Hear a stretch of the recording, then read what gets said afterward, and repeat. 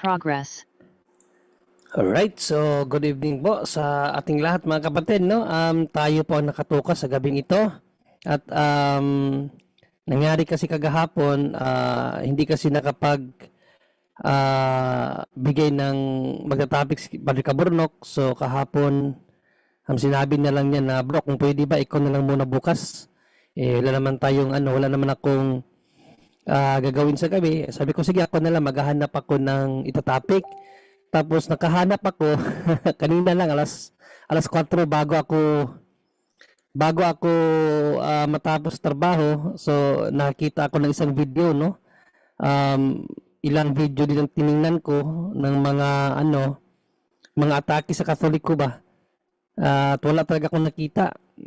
At itong huli lang, no, nakita ko kasi Brother Eli Soriano, no, ng indoctrination niya na isang Katoliko ang kanya pong pinangaralan, no? At ito po ang intensyon ng pagtatama natin ay para sa mga kapatiran Katoliko, no, na delikado po kapag doon po tayo sa iba magtanong, no? Kasi napakadali lamang nilaro ni Eliseo Soriano ang pangyayari, no?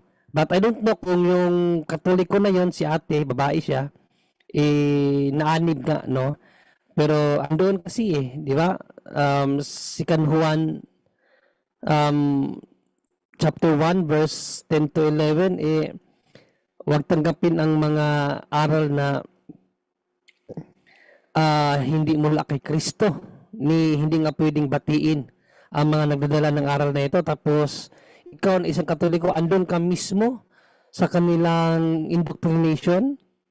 So meron kang will na makinig sa kanilang aral. Ano bang sabi ni St. Paul sa Romans 10:17? Ang pananampalataya ay nagsisimula sa pakikinig. So most probably yung napakinggan mo pananampalatayanan mo. At doon po mag-umpisa ang isa sa ipinahayag ng Diyos, no, sa propetang si Hosea, no? In Hosea 4:6, mga kapatid, ito po ang sabi ng Panginoon. Ang aking bayan ay nasira dahil sa kakulangan ng kaalaman.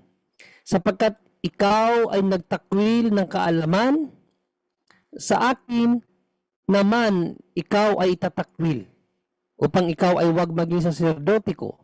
Yamang iyong nilimot ang kautusan ng iyong Diyos, akin namang kalilimutan ang iyong mga anak. So, grabe pala ito mga kapatid, ano? Grabe yung sumpa na dulot ng pakikinig lamang sa iba dahil sa kakulangan natin sa kaalaman. Kinalimutan natin ang karunungan ng Diyos na ibinigay sa pamamagitan ng simbahan. At dahil itinakwil mo, itatakwil ka daw ng Diyos, pati ang iyong mga anak. Kaya napakadelikado po sa bilang isang Katoliko na ganun na lamang kabilis na mapaanib tayo sa mga siktang tayo lamang na kung sino-sino.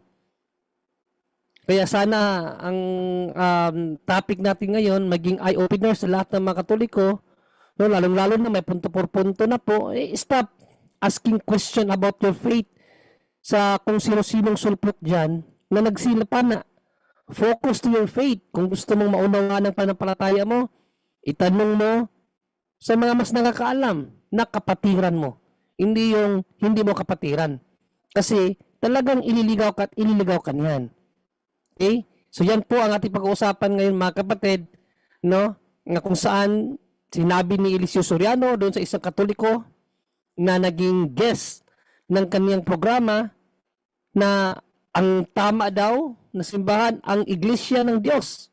Hindi daw ang Iglesia sa Roma na siyang Roman Catholic Church. So without further ado mga kapatid, tingnan muna natin ang nasabing indoctrination, no, sa programa ni Eliseo Soriano, kung saan ginuguyo niya ang isang Katoliko at sinabihan na Iglesia ng Diyos ang tama, hindi ang Iglesia sa Roma na siyang Roman Catholic, gamit ang talatang Gawa 20:28.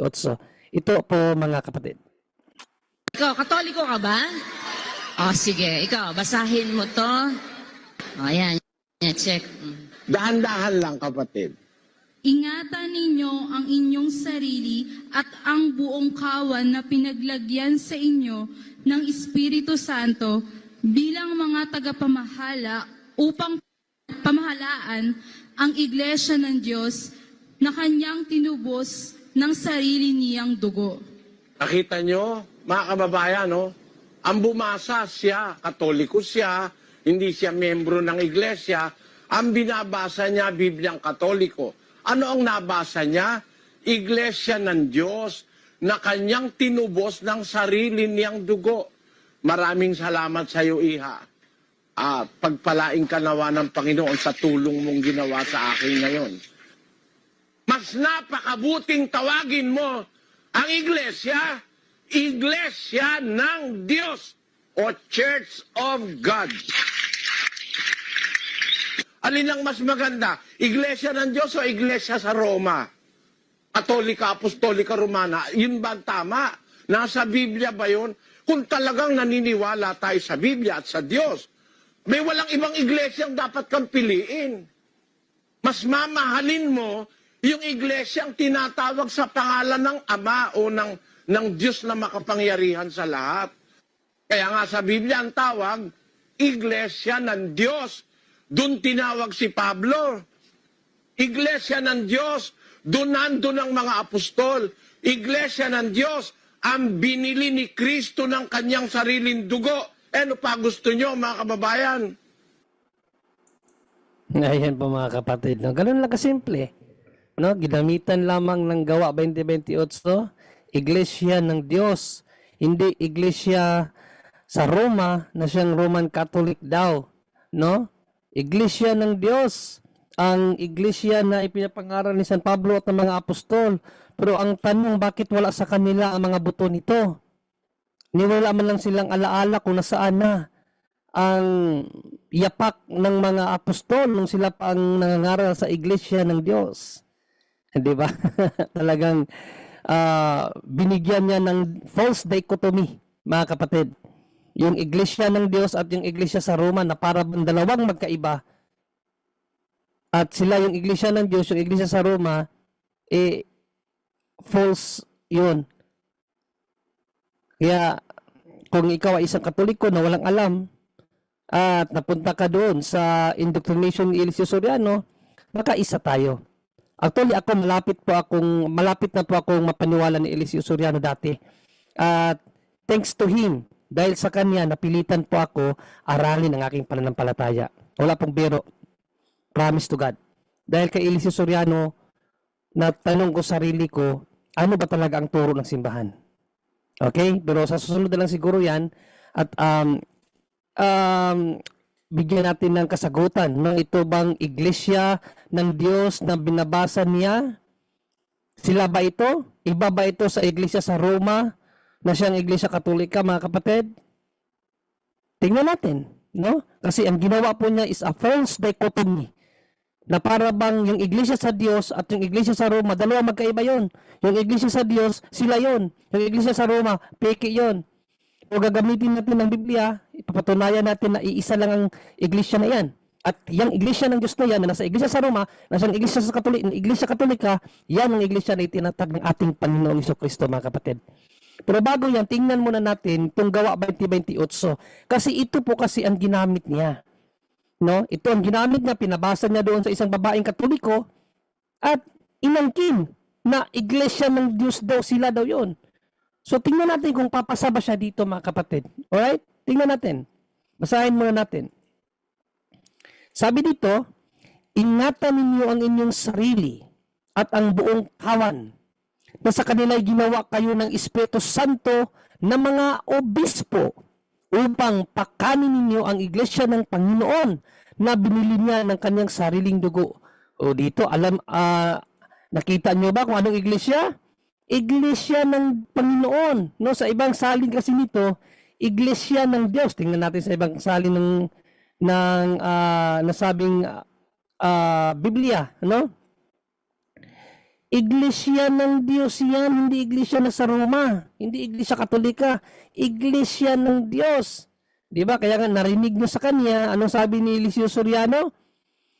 Iglesia ng Diyos ang tama, hindi iglesia sa Roma na siyang iglesia katolika. Pero mga kapatid, no? Granting without accepting na ang iglesia ng Diyos nga na ito ay ang iglesia ni Soriano. Ano bang nakasulat? Basahin natin ulit. Ingatan ninyo ang inyong sarili at ang buong kawan. Sa kanila'y inilagay kayo ng Espiritu Santo ng mga tagapangasiwa. So dito tagapangasiwa. Tingnan naman natin sa isang salin. Ano yung tagapangasiwa na ito? Dito sa isang salin, ginawa kayong mga obispo. Obispo, upang pakanin niyo ang iglesia ng Panginoon na binili niya ng kanyang sariling dugo. So ang sinabihan ni San Pablo dito, hindi Pinoy, kundi mga obispo, mga plural. Na ang mga obispo na yan, sila ang pinili ng Espiritu Santo na alin? Magpakain sa iglesia ng Panginoon na binili niya ng kanyang sariling dugo. So hindi papasa dito si Eliseo Soriano, mga kapatid. Dahil ng una, hindi siya obispo. Pangalawa, wala nang ibang obispo sa kanyang iglesia. Hindi nga siya obispo eh. Di ba? Hindi siya obispo. Wala rin siya makasamang obispo. Dito plural. Plural ang addressee ni St. Paul dito. Mga obispo ang sinabihan. Hindi ang iglesia ni Eliseo Soriano na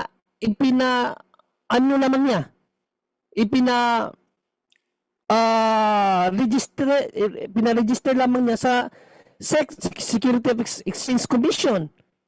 Nagbabayad siya ng buwis para magkaroon siya ng authority na mangalaga ng isang simbahan na pike. So hindi po yan pumapatungkol sa iglesia niya, mga kapatid. Actually, tiningnan ko sa Google, no, ilang iglesia ng Diyos ba na nagparehistro sa Security Exchange Commission ang umiiral sa mundong ito? Tingnan natin na gaano karami ang iglesia ng Diyos. Tapos ang iglesia ng Diyos na yan, hindi naman pare-parehas yan ng aral. Iba-iba yan. Kasi mayroong iglesia ng Diyos na hindi kumakain ng karne. Mayroon ng iglesia ng Diyos na sa Amerika, hindi kasapi ni Eliseo Soriano. So, sino ang iglesia ng Diyos na gumagamit ng pangalang ito ang tama? Di ba? O basahin natin ilan sila, gaano sila karami, mga kapatid. Basahin natin sa internet. Gaano karami ang iglesia na ito? Ito, pakita ko sa inyo. Tinanong ko kay Google kay Prophet Google. Sabi dito, the staff of the known Church of God consists of 1,115 congregations and 4 main organizations, each consisting of at least 80 congregations worldwide. Ordered by size, these are Church of God International, 87 locations. Ang dami. No? Ang dami. So, alin dyan ang totoo? Hindi naman siguro papayag si Soriano na yung ibang pastor na nangalaga din gamit ang pangalang Iglesia ng Diyos, ma-under si Soriano doon. Hindi naman papayag Soriano doon. Sino ang totoo sa kanila? So dyan pa lang, makikita na natin na hindi sila pasado sa nasabing Iglesia ng Diyos na panangasiwaan ng mga kaobispuhan. Lalo na una, wala nga sila mga obispo Lalong-lalo na ang Iglesia ng Diyos na ipinatayo ni Eliseo Soriano. Kasi hindi naman siya obispo ang addressee ng iglesia na iyon, ayon sa sulat ni San Pablo, mga obispo. Di ba? So hindi pa basta si Soriano doon. At isa pa, ang iglesia ng Diyos na iyon, mga kapatid, nakarating yun sa Roma At ang isa sa itinawag din sa iglesia ng Diyos na iyon, ay tinawag yun na Iglesia ni Cristo, na kung saan ayaw na ayaw yan ni Eliseo Soriano. Basahin natin sa Roma 16:16. Ano pang isang katawagan sa nasabing iglesia na itinatag ng ating Panginoong Jesucristo? Basahin natin. O managbatian kayo ng banal na halik, binabati kayo ng lahat ng mga iglesia ni Cristo. O tinawag din na iglesia ni Cristo ang mga iglesyang umiiral noong panahon ng mga apostol. Ngayon, papayag ba si Jesus Soriano na ma-under siya sa Iglesia ni Cristo? Hindi. Binabatikos na niya yan eh. Di ba? Kaya nga sabi ko kaganina, yung kanyang pagsabi na yung Iglesia ng Diyos ay iba sa Iglesia sa Roma, that's a false dichotomy. No? Para bang ipinaghiwalay niya yung iisang iglesia na mayroong iba't ibang maraming pangalan. Yung mga iglesia ng Diyos na nababanggit sa Biblia, mga kapatid, iglesia ni Cristo, iglesia ng mga banal, iglesia sa Corinto, iglesia sa Galacia, iglesia sa Efeso, ang daming katawagan no sa iglesia na itinatag ni Panginoong Jesucristo. Hindi po yan ang pangalan talaga ng iglesia na itinatag natin Panginoong Jesucristo. No? Descriptive name lamang po yan. Kung sa baga, ang iglesia ni Panginoong Jesucristo, mayroon siyang maraming katawagan. Kasi yun ang kaniyang bakas.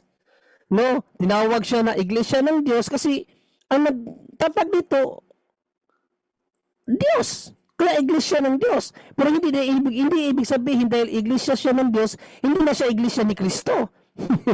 Di ba?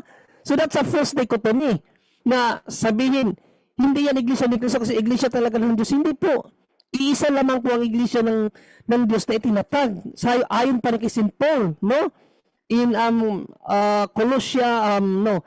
Corinthians 10:17. Iisa lamang po ang iglesia. Hindi po marami. O basahin natin. Bagaman tayo'y marami, ay iisa lamang ang tinapay. Iisang katawan. Ano ba yung iisang katawan na yan? Sa Colosas 1:18. At siya ang ulo ng katawan sa makatuwid bagay ang iglesia. So ang katawan ay ang iglesia. Yang sabi ni St. Paul, ang katawan o ang iglesia ay iisang katawan lang, iisa lang. So hindi po marami ang iglesia. Iisa lamang ang iglesia, marami siyang katawagan. Kaya tinawag siya na iglesia ng Diyos, iglesia ni Kristo, iglesia ng mga banal, ang dami pang katawagan patungkol sa iglesia, kung saan napunta ang iglesia. Tinatawag din siya iglesia ayon sa lugar. Ano? Iglesia sa Galacia, iglesia sa Corinto, iglesia sa Efeso, etc., etc., etc. So yun po mga kapatid ang aral ni St. Paul. Hindi po parang ipinaghihiwalay ni Eliseo Soriano ang iglesia ng Diyos sa iglesia na sa Roma. Yung iglesia na sa Roma, tinawag din ni St. Paul na iglesia katolika, mga kapatid. Hindi alam ni Eliseo Soriano.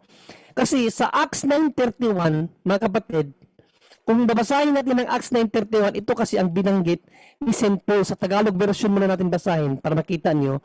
Sabi ni St. Paul dito, sa gayon nagkaroon ng kapayapaan ang iglesia sa buong Judea at Galilea, Samaria at palibasay pinagtibay. So, may binanggit si St. Paul dito na iglesia sa buong, no? Itong pong iglesia sa buong, mga kapatid, sa Greek po niyan, Ecclesia Catholicos. Ecclesia Catholicos po yan sa Greek. Yan lang hindi naaral ni St. Paul. Ngayon palang iglesia na itinatag ni Panginoong Jesucristo, tinawag din yun na Iglesia Catholicos or Iglesia Katolika. Catholic, Catholicos. O basahin natin sa Greek, mga kapatid, no? Pakita ko sa inyo na sa Acts 9:31, ginamit ni St. Paul ang salitang Catholicos. Yan po ang pinagmulan sa kasalitang Catholic kasi Catholicos sa Greek from the root word kata at holos or holo, kataholo, meaning throughout the whole. Sa English, universal. Catholic. Yan po ang ibig sabihin. Sa Greek, basahin natin na Acts 9:31. Ayan, kita niyo dito. Acts 9:31, no? Pakita ko sa inyo, ito yung English sa baba, itong kulay orange. The indeed then church throughout all, no? Throughout all, church throughout all. Sa taas yung kapatid, ito yung interlinear niya, yung Greek na naka-English word na Ecclesia Catholicos. No? Ecclesia Catholicos or Ecclesia Catholic or Katolika. Yan ang hindi alam ni Eliseo Soriano. Kaya para bang hinati ba o pinagbukod yung iglesia ng Diyos or iglesia sa Diyos at ang iglesia Katolika na nasa Roma. Hindi niya alam, iisang iglesia lang yun ayon ni St. Paul. No? 1 Corinthians 10:17, iisang katawan lang. At ang katawan na yan, Colosas 1:18, siyang iglesia ni Kristo na binanggit din ni St. Paul sa kanyang sulat sa taga-Roma. Ano sabi niya sa Roma 16:16? Iglesia ni Kristo, mga batian kayo ng banal na halik. Mga iglesia ni Kristo. So ang iglesia ni Kristo, iglesia ng Diyos, iglesia katolika, iisa lang yan. Hindi alam ni Eliseo Soriano, mga kapatid. Tapos ginamit niya doon sa isang katoliko na nagtanong sa kanya at pinalabas niya na ang iglesia na tunay ay iglesia ng Diyos, hindi iglesia na nasa Roma daw. Ang iglesia katolika. That's a false dichotomy. No? Panlilin lang. Kaya nga, sa thumbnail ko, deceiver. The deceiver. Si Eliseo Soriano, mga kapatid. Kaya hindi dapat siyang paniwalaan. So, ano pa ba ang mga patunay natin dito? Tingnan natin sa Roma 1:8, mga kapatid, no? Romans 1:8, tingnan natin kung gaano kamahal ng Diyos ang iglesia sa Roma. No, kinukutya kasi ni St. Paul ni Eliseo Soriano. Ano sabi ni Eliseo Soriano? Iglesia ng Diyos ang tama, hindi ang iglesia sa Roma. Hindi niya alam na mahal ng Diyos ang mga taga-Roma. O basahin natin sa English, no? Sa English version, King James version, mga kapatid, Romans 1:8, 7-8, no? Basahin natin. Romans 1:7-8, mga kapatid, para makita niyo. Ano sabi ni St. Paul dito? First, I thank my God through Jesus Christ for you all, that your faith, no, ang pananampalataya, is spoken of throughout the whole world. Ito pong throughout the whole world, yan po ang ibig sabihin ng Catholic, mga kapatid. Sa Greek, kataholos. No, kataholos. Katoles. Catholic sa Greek niyan. No? So yung faith ng taga-Roma is throughout the whole. Meaning, ang faith ng taga-Roma ay Catholic. Anong sabi sa 9? 8 pala yung nabasa ko agad. May 7 na pala. Sa 7 pala. Sabi dito sa 7, no? To all that be in Rome. Special mention ng Diyos ang Roma, hindi ang Pilipinas. No? Mga taga-MCGI. O, Estoy, makinig ka, Estoy. Alam ko, andyan ka sa punto por punto. Nakikinig. Gaano kamahal ng Diyos ang taga-Roma? Sinulatan ni St. Paul, to all that be in Rome. Ano ang taga-Roma? Beloved of God. Minamahal ng Diyos. Hindi mamahalin pa lang. Minamahal na. Beloved. Past tense na. Called to be saints. Estoy. Makinig ka, Estoy. No? Grace to you and peace from God, our Father and the Lord Jesus Christ. Ngayon ang sabi niya sa taga-Roma. First, I thank God through Jesus Christ for you all, that your faith, sa faith sa Roma, is spoken of throughout the whole world. Meaning ng throughout the whole world? Universal. Kataholos, Catholic, Catoles. Catholic, universal Catholic, ang faith ng taga-Roma. So yan po mga kapatid. Napakalinaw na ang iglesia sa Roma, mahal na mahal ng Diyos. Tapos si Eliseo Soriano, sabihin niya, hindi iglesia sa Roma ang tama, iglesia ng Diyos. Akala niya magkaibang iglesia yan, iisa lang yun. Mga kapatid, huwag niyong paniwalaan si Eliseo Soriano. At even sa isa pang version ng Bible, yung original King James Version, di ba, sabi ni St. Paul, ang faith ng taga-Roma, di ba, special mention ang faith ng taga-Roma. Ano ang tawag sa faith ng taga-Roma? O basahin natin sa isang version ng Bible na King James Version, yung 1611, mga kapatid, no? Buksan natin yung reference natin dito. Ano ang tawag ng faith ng mga early Christians sa Roma? Basahin natin, mga kapatid. Pakita ko sa inyo. Ayan. Anong faith ito? Sabi dito sa 1 John chapter 4 verse 1, no? He warneth them not to believe all teachers who boast of the Spirit, but to try them by the rules of the Catholic faith. King James Version, original po yan, mga kapatid. Kaya nga nakapagtataka, bakit pinalitan ng mga protestante ang original nila na aklat Kasi ang original nila na aklat, Catholic faith. Kaya pala nila pinalitan kasi para hindi na maisali yung Catholic faith. Pero sa original na aklat nila, Catholic faith po yan. No? Kaya doon po sa Roma na inano ni St. Paul, yung faith ng taga-Roma, anong faith yan? Base sa original King James Version na Biblia ng mga Protestante, Catholic faith. So, wala na pang ibang faith na umiiral buhat pa ng unang panahon pa ng mga apostol kasi yung sulat nila pumapatungkol sa Catholic faith. So, yun po ang katotohanan ng mga kapatid at hindi ngayon napabulaanan ng mga iglesia ni Manalo. Ang mga iglesia ni Manalo members, hindi na napabulaanan yan. Kahit ang kanilang aklat, mga kapatid, kahit ang aklat ng mga iglesia ni Cristo ni Manalo, hindi napabulaanan ang katotohanan na alin? Iisa lang ang tunay na iglesia. At ang nag-iisang tunay na iglesia na yan, siyang iglesia katolika. Dahil ang iglesia ni Cristo na binabanggit sa Romans 16:16 became Catholic Church. O basahin natin ang reference ng mga iglesia ni Cristo, mga kapatid, no? Hindi ito napabulaanan ng mga iglesia ni Cristo members. Sabi dito sa Pasugo, May 1973, page 13, people could not evade the verity that there is only one true church, no? Iisa lang talaga ang iglesia. And that is the church founded and established by Christ Himself. So, yan ang sinabi sa aklat na ito. So, sa isa pang pasugo, hindi pala nakita yung ano ng pasugo. No? Wait lang nga, i-adjust ko muna yung ano ng pasugo. Pasugo nila para makita ninyo yung, para makita ninyo yung kanilang, ang kanilang,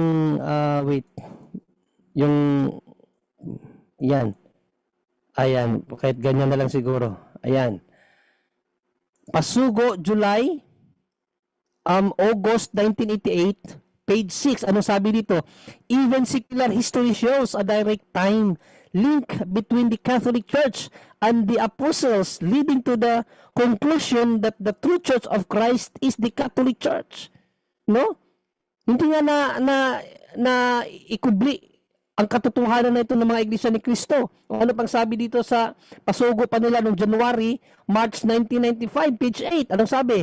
The Church of Christ has thoroughly become the Catholic Church, although writers and historians continue to treat both as synonymous. So synonymous pala. Pag sinabi palang Catholic Church or Church of Christ, synonymous lang yun. Parehas lang. Mas mabuti pa pala itong mga iglesia ni Cristo kasi umaamin sa katotohanan. No? At dahil hindi maidina yung katotohanan, so gumawa na lang sila ng isang chismis na natalikod daw. So yan ang problema naman ng mga taga-iglesia ni Cristo.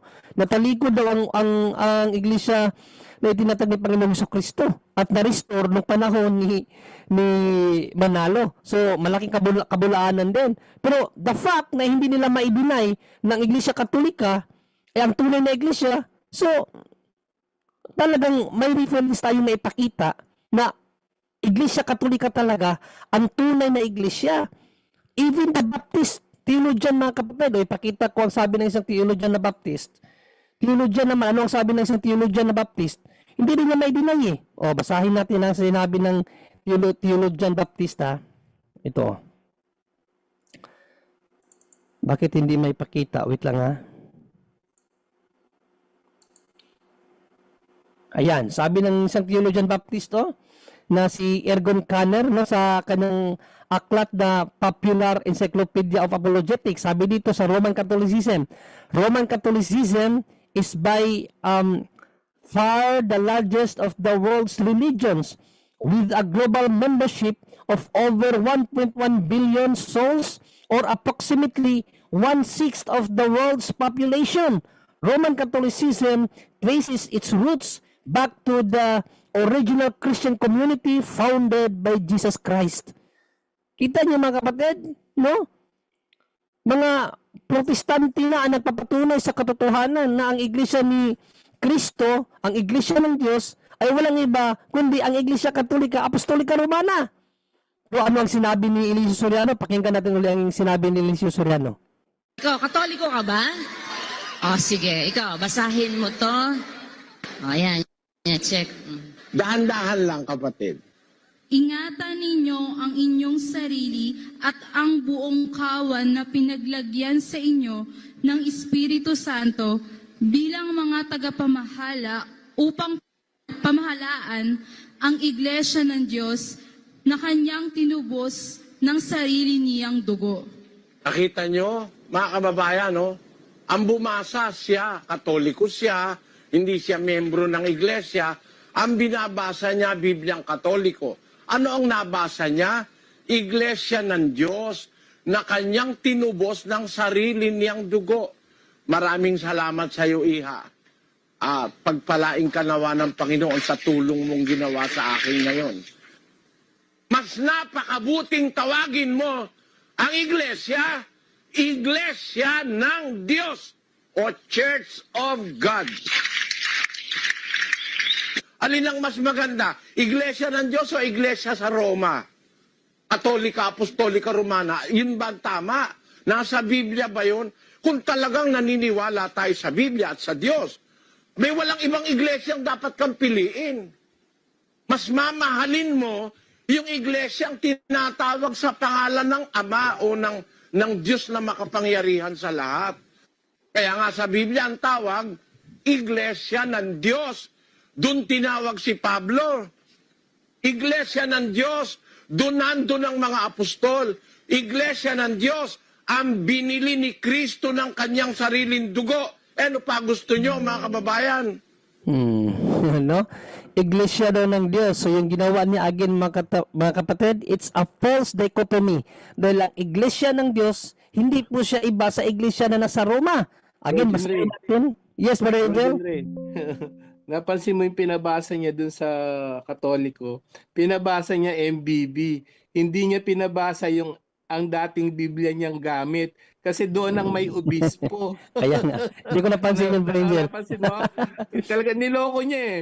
Hindi niya pinabasa yung ang dating Biblia na may nakalagay na obispo. Kasi ano siya doon? Sablay siya doon. Ayun. Tamaan siya. Napansin mo? Hindi ko napansin yun. Hindi ko napansin. Oo, yung binabasa niya, Bibliang Katoliko, tagapamahala lang nakalagay eh. Pero yung nakalagay na obispo, hindi niya pinabasa, naloko yung Katoliko. Manuloko talaga, kaya nga deceiver, mga kapatid. No, so yan, no? At least si Brother Angel, napunaan niya kaagad na ibang version ang ginamit para hindi mapansin ang salitang obispo. Kasi ang addressee kasi ni St. Paul doon, mga kaobispuhan, hindi naman siya obispo. At wala din siyang makasamang obispo. Doon sa... Kaya hindi niya pinabasa. Kaya hindi niya pinabasa at ang addressee, mga obispo, hindi obispo lang na maaring tumutukoy kay Soriano. Hindi rin eh, kasi mga obispo eh. At ang problema dyan, hindi obispo si Soriano. Nakipag-away pa nga siya kay Bishop Bacani nung buhay pa yan eh. Nakipag-debate pa siya kay Bacani eh. No? So again, mga kapatid, it's a false dichotomy na pinaghiwalay niya ang iglesia ng Diyos at ang iglesia ng nasa Roma. Basahin natin muli ang Romans 1:7-8, mga kapatid. Kung itinakwil ba ng Diyos ang iglesia na nasa Roma? Basahin nga natin. Basahin natin ulit. To all that be in Rome, beloved, minamahal na, hindi mamahalin pa lang, beloved of God, called to be saint, grace to you and peace from God our Father and the Lord Jesus Christ. First, I thank my God through Jesus Christ for you all, that your faith is spoken throughout the whole world. Your faith is Catholic throughout the whole world, meaning kataholos, Catholic po yan. Sa Greek ng kataholos. Itong throughout the whole, kataholos, meaning Catholes or Catholic. Ang faith ng taga-Roma is Catholic. At ano yung pinaka-faith? Sabi sa King James Version Original, faith ng mga first Christian. Basahin natin ulit, mga kapatid. Ang faith ng mga first Christian according sa original King James Version. Basahin natin muli. No? Ang faith ng mga Christian, Catholic faith. So yung faith ng taga-Roma is Catholic faith, mga kapatid.